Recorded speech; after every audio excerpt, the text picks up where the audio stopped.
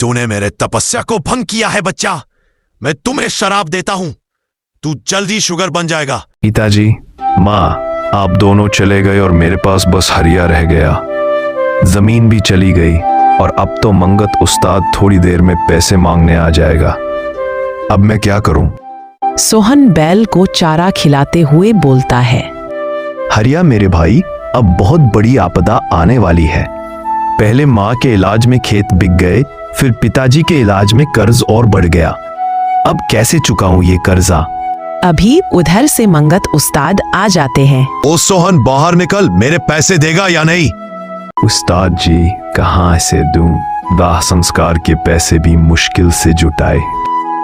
तो फिर चल मेरे साथ, अपना बोरिया बिस्तरा बांध ले और हाँ, बैल को भी साथ ले आ। अब हमारे घर का काम करेगा तू।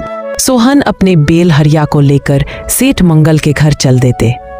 घर पहुंचने के बाद मंगल सेठ की पत्नी बोलती है, अरे इस मनहूस को घर क्यों ले आए?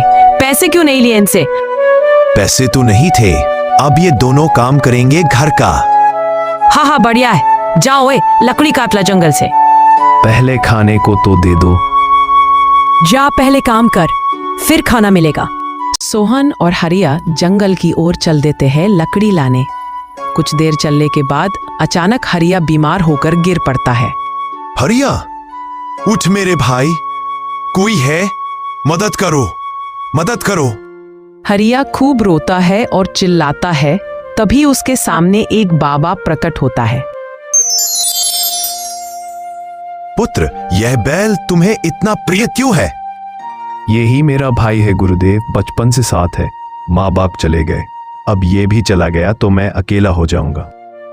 हे नारायण, इस प्राणी के प्राण बचा लो। ओम नमो भगवते वासुदेवाय। हरिया धीरे धीरे उठकर आंखें खोल देता है। थैंक यू बाबा जी, थैंक यू। हरिया मेरे भाई, तू ठीक हो गया। तुम्हारे इस रिश्ते को देखकर मैं प्रसन्न हुआ पुत्र। ये लो, तुम्हें जब भी कोई चीज की जरूरत हो इस जगह पर चले जाना।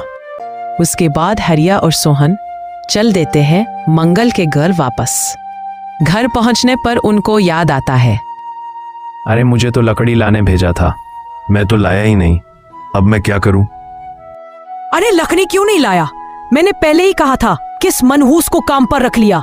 जा फिर से लकड़ी लेकर आ। सोहन फिर से अपमान सहकर हरिया के साथ जंगल लकड़ी लाने चल देता है। तभी सोहन को बाबा का दिया हुआ नक्शा याद आता है।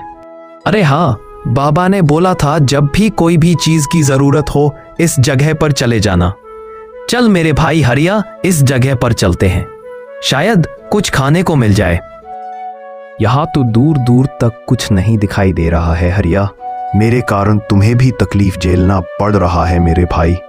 शायद तुम्हारे लिए मैं हरा घास और अपने लिए समोसे ला पाता। तभी एक चमत्कार होता है। सोहन के सामने खाना और कुछ हरी घास आ जाता है। अरे वाह, चमत्कार हो गया। ये देख मेरे भाई हरिया, ऊपर वाले ने हम दोनों का पुकार सुन लिया। यह देखकर सोहन और हरिया बहुत खुश हुआ और खुशी से दोनों खाना खाया। अब चल हरिया, मालिक के लिए लकड़ी भी लाना है, नहीं तो फिर से बोलेंगे।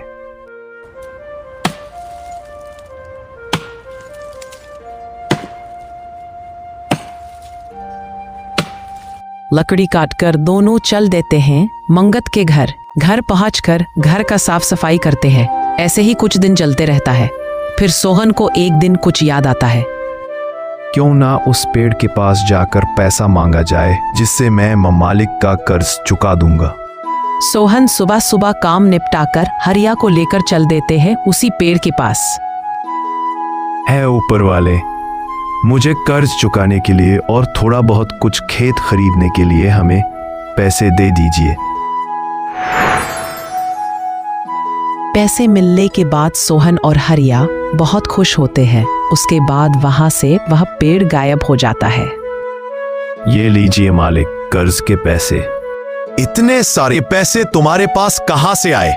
चुरा के लायो क्या? नहीं नहीं मालिक, मैं आपको चोर लगता हूं क्या? इसके बाद सोहन अपने गांव में एक छोटा सा खेत खरीदता है और दोनों अपना जीवन यापन इसी खेत से करने लगते हैं।